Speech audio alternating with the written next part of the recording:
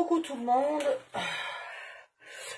on va faire l'étape 6 je crois, du tuto mystère numéro 5. Donc je sais plus bien où j'en étais. Ah oui, alors, on va tout simplement... Ah ben j'en ai déjà collé un. On va recouvrir les tiroirs. Il y a des traces de... Comment ça s'appelle là? Des pelures de gomme de partout sur mon bureau. Voilà, donc on va recouvrir les tiroirs. Je vous mets le fichier, enfin une photo, avec les dimensions de chaque morceau, en plus de la vidéo. Donc là, ça va être une vidéo hyper rapide et courte. Voilà, ce que je voulais vous dire d'important, c'est que si votre papier a un sens, comme là par exemple les papillons sont tous dans le même sens, je fais attention de les mettre dessus et dessous du même sens, et je fais attention que le devant sera de ce côté-là, le devant de ma boîte. Donc je choisis le papier, il faut que je me rappelle lequel j'ai pris. Plaf, plaf, plaf, voilà, celui-là c'est le devant. Donc, si vous avez décidé d'ancrer, vous ancrez. Je n'avais pas ancré mes boîtes puisqu'elles étaient en noir, mais par contre, j'ai ancré mes papiers quand même. Voilà, donc vous ancrez. Vous mettez la colle.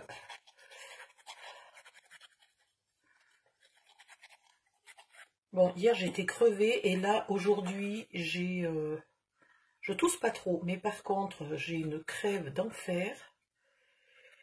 J'ai beaucoup de mal à respirer, donc vous allez sûrement m'entendre respirer.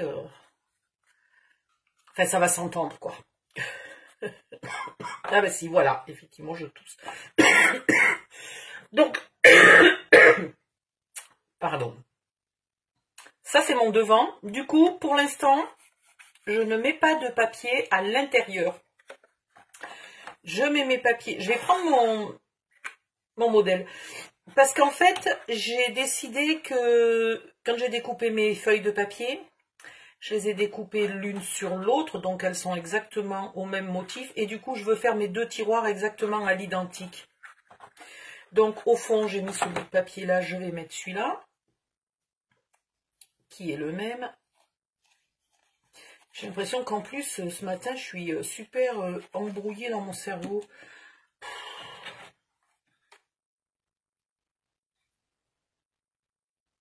Voilà. Et donc, à l'extérieur, il me reste celui-là. Je l'ai ancré? Non, je ne l'ai pas ancré.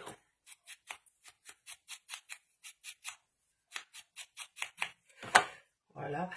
Ce que je dis parfois hein, dans le groupe...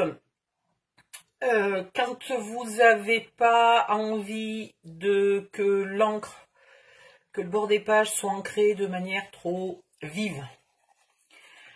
Et aussi, si vous n'avez pas carrément pas d'encre de la même couleur que votre, par exemple, là, il aurait peut-être fallu, j'aurais peut-être pu ancrer en rose, éventuellement. Voilà, ben, vous n'hésitez pas à vous ancrer en marronasse.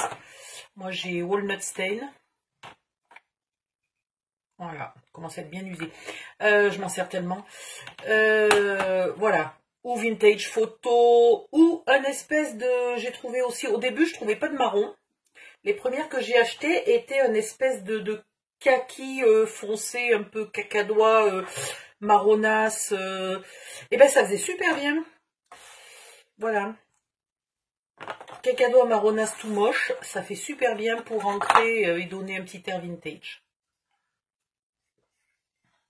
Et si vous débutez et que vous n'avez acheté quasiment aucune encre, ne vous ruinez pas en achetant tout de suite, hors promo, toutes les couleurs qui correspondent à tous vos papiers. D'abord, c'est impossible.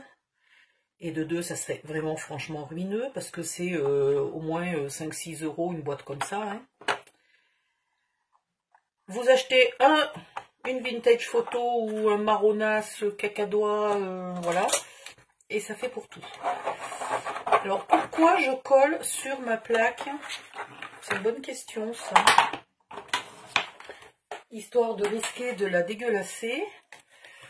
N'importe quoi. Bon. Voilà, vous faites bien coller.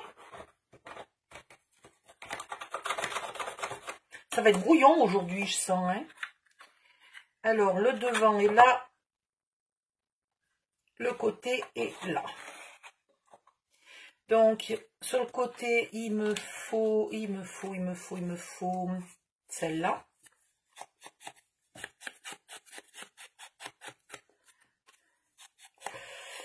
Alors, vous avez plusieurs solutions. Soit vous avez plusieurs blocs identiques et vous choisissez 6 feuilles. Ah oui, alors ce n'est pas une obligation de prendre des feuilles 15 par 30. J'ai choisi de vous faire les patrons avec des feuilles 15 par 30 pour la simple et bonne raison que je craque souvent. J'en achète parce que les papiers sont jolis. Et au bout du compte, je suis un peu coincée parce que c'est pas un format facile à utiliser. Puis elles sont pas recto verso, donc des fois dans les albums, ça m'embête. Et du coup, j'en ai un plein tiroir. Et j'ai pas toujours l'occasion de les utiliser. Et là, au niveau des dimensions, ça correspondait tellement bien que je me suis dit c'est le moment ou jamais de les utiliser. Ensuite, de l'autre côté, il me faut celui-là. Est-il ancré? Oui. Voilà, donc je l'ai fait avec du 15 par 30, vous n'êtes pas obligé, vous pouvez faire avec du 30 par 30, vous pouvez faire avec du 15 par 15, parce que je crois pas qu'il y ait une seule dimension plus grande que ça. Attention, si vous le faites avec du 15 par 15 d'action, le papier est bien trop fin. Et là, si on est en train de doubler les boîtes, c'est pas seulement pour le look, c'est aussi pour la solidité. Donc, si vous prenez du papier très mou, ça va pas être terrible. Pareil, essayez d'utiliser de la colle à cette étape-là du tuto et non pas du double face. D'abord, il vous faudrait des kilotonnes de double face, ça serait vraiment pas économique. Et de deux, le double face ne rigidifie pas. Voilà, quand vous utilisez de la colle, en fait, si vous prenez deux papiers, là, un bout de papier noir, un bout de papier scrap comme ça, que vous les mettez ensemble, vous avez une certaine rigidité. Si vous les collez avec de la colle, votre rigidité est augmentée. Je pense que c'est l'épaisseur de la colle ou quelque chose comme ça. J'ai pas l'explication technique et scientifique précise. Juste, j'ai remarqué que ça rigidifiait beaucoup. Pareil pour les couvertures. Si vous faites vos couvertures de mini-albums, avec à la base, vous avez une boîte de céréales qui pour une fois est un peu fine ou un truc comme ça. Surtout, n'utilisez pas du double face, utilisez de la colle et au total, à la fin, votre couverture sera très rigide. Voilà. Donc, celui-là, hop, il va là. Miracle, j'ai rien oublié d'ancrer. Ouh!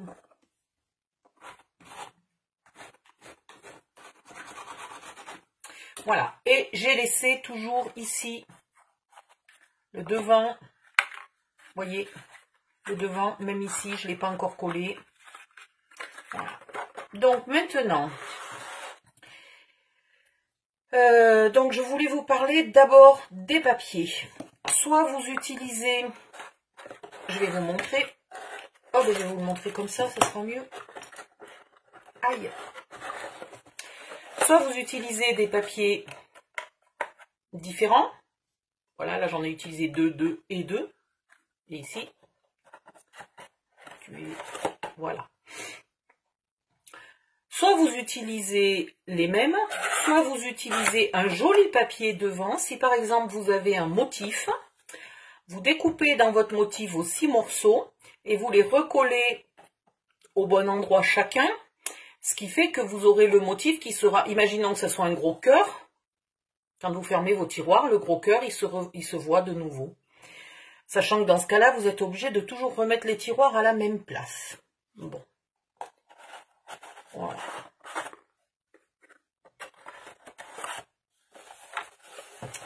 Ensuite, les poignées. Donc, soit vous avez des poignées. Soit vous avez, voilà, des poignées. Vous avez des brats assez petits parce que les trous des poignets sont pas bien gros. Donc, il faut qu'ils soient petits. Il faut pas qu'ils soient trop courts. Les miens sont super justes. Voilà. Et pour celle-là, j'ai eu l'idée, je ne sais pas comment j'ai fait. En fait, j'étais en train d'hésiter si je mettais sur mon tiroir une déco et pas de poignée. Ou alors une déco et un petit truc mûche comme ça, une petite poignée, vous savez, style bite d'amarrage. Voilà. J'avais envie de faire ça. Je trouvais ça super joli. Sauf que ça m'aurait obligé à percer un trou là au milieu pour passer la vis. Et j'avais pas du tout envie de descendre à la cave, chercher une perceuse, etc., etc. Donc je me suis dit, mais attends, vu qu'il y a des trous sur les bords, si jamais mes trous correspondent, je peux peut-être mettre les poignées. Et les trous correspondaient. Donc voilà, j'ai mis le métal, le petit losange en métal et la poignée par-dessus. Sinon, vous mettez une poignée simple, hein, bien entendu. Voilà, une poignée simple. Sinon, vous mettez juste la bite d'amarrage et rien de plus. Voilà, c'est très joli aussi. Surtout si vous avez mis un papier un peu moderne.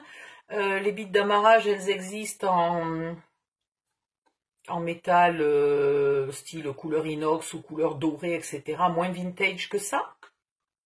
Voilà. Soit vous n'avez rien de tout ça et vous faites... Ah ben oui, si je vide la poubelle, on va être bien, tiens. Et vous faites avec une perfo... Je ne l'ai pas amené ma perfo. Avec une perfo ronde ou avec une perfo pointe, là, vous faites une encoche pour pouvoir passer le doigt. Soit ben, vous n'avez absolument rien de tout ça. Et dans ce cas-là, avant de coller le papier de devant, vous faites deux légères petites fentes en mesurant. Vous y passez de la largeur d'un ruban. Vous y passez votre ruban, vous laissez un petit peu de marge pour que votre ruban dépasse. Vous le collez derrière, vous le sécurisez avec un petit bout de scotch par exemple, puis vous le collez sur votre carton. Voilà, et vous avez des petits tiroirs en ruban. Vous avez plein de solutions. Dans tous les cas, mettez quelque chose, parce que si vous mettez rien, on est sans arrêt en train d'y aller avec l'ongle, etc. et on abîme le bord du papier. Je le sais, c'est ce que j'ai fait sur mon tout premier meuble. J'attendais que les poignées que j'avais commandées, c'est-à-dire celle-là, arrivent de Chine. Et ça a mis très longtemps. Et en attendant, j'avais déjà rempli mes tiroirs de matériel dont j'avais régulièrement besoin. Et j'ai abîmé le bord de mon tiroir en tirant dessus comme une sauvage. Voilà. Donc, je vais vous montrer quand même, au cas où vous mettiez une poignée. Alors ça... Je vais vous montrer ça déjà. Enfin, je vais vous l'expliquer. Vous faites un trou, vous mesurez le centre. Vous faites un trou. Vous tournez le plus possible pour agrandir votre trou ou vous enfoncez quelque chose d'un petit peu plus gros. Ça peut être tout simplement la pointe de ces ciseaux que vous tournicotez un peu, ça fait un trou plus gros. Il vous faut un tournevis. Certains sont difficiles à visser. Donc moi, je prends un tournevis d'un côté et une pince de l'autre pour le maintenir. Voilà. Et vous vissez tout bêtement. Alors évidemment, je tombe sur un qui ne veut pas s'amorcer.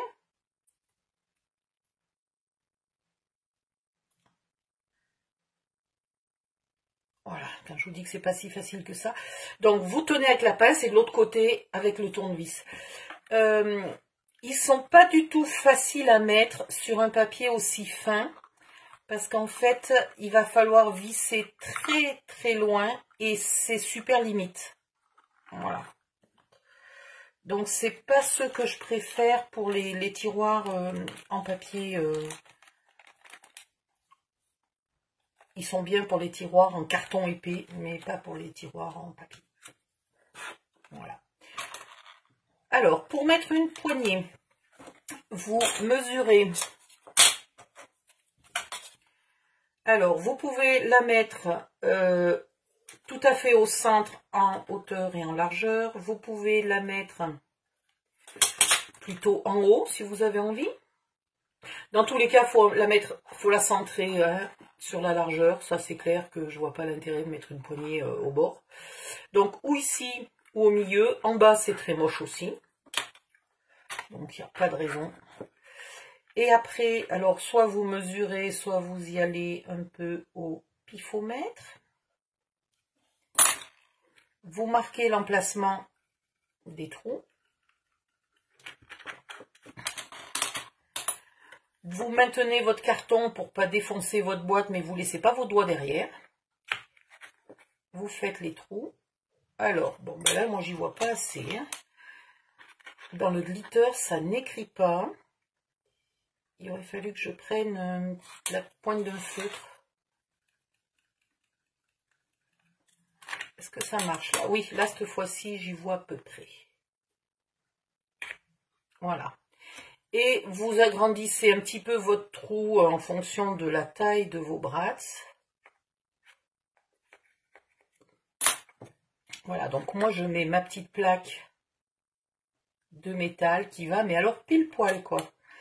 Alors que je les ai absolument pas achetés pour ça, je les ai absolument pas achetés chez le même vendeur. C'est vraiment ni au même moment, ni rien du tout. C'est vraiment du hasard. Les plaques, je les ai depuis largement 1 an.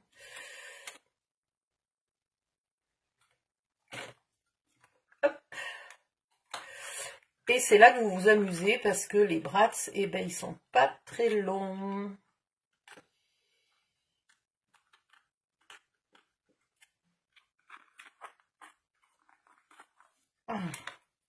Une fois que vous êtes arrivé à passer le bras, il faut arriver à écarter les 2 branches et les aplatir, commencer de les aplatir.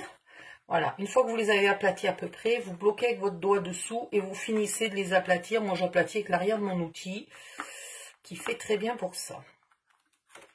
Voilà, maintenant, je me remets en face. Comme je n'ai pas collé ma plaque métallique, hop, je la mets bien en face du trou.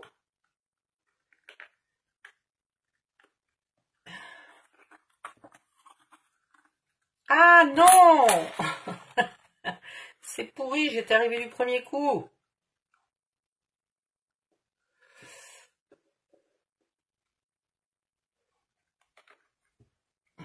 Bon, Cynthia, tu n'essayes même pas de mettre des petits brasses dans des petits trous. Tu vas t'énerver, c'est même pas la peine. Ah, mais c'est pas possible. Moi aussi, je vais m'énerver. Tout à l'heure, ça va tout passer par la fenêtre. C'est fou, ça. Alors, je comprends pas pourquoi, quand ils font des brats plus petits, comme ça, ils les font aussi courts. En fait, je pense qu'ils ont pas dû refaire le dessin, ils ont dû le faire à l'échelle, et voilà. Du coup, ils ont des pattes tellement courtes, et puis, j'y vois rien, moi, hein, ce matin. J'ai les bonnes lunettes. Ah ben non, j'ai pas les bonnes lunettes. Ah ben voilà, ceci explique cela.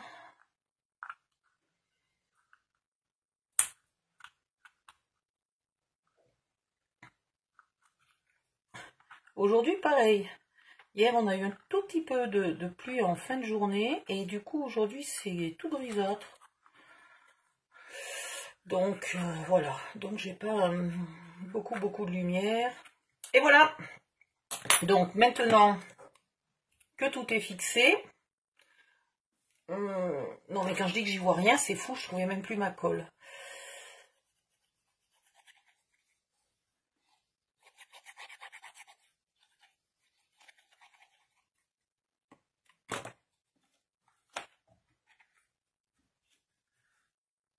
On fixe l'arrière du tiroir. On le fait bien coller parce qu'avec la poignée, c'est un peu moins facile.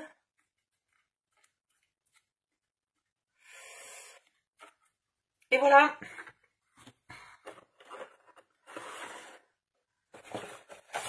Voilà, ben vous en avez 6 à faire. J'ai triché, hein. Vous, vous en avez encore 5 de plus à faire. Donc, je vous laisse travailler.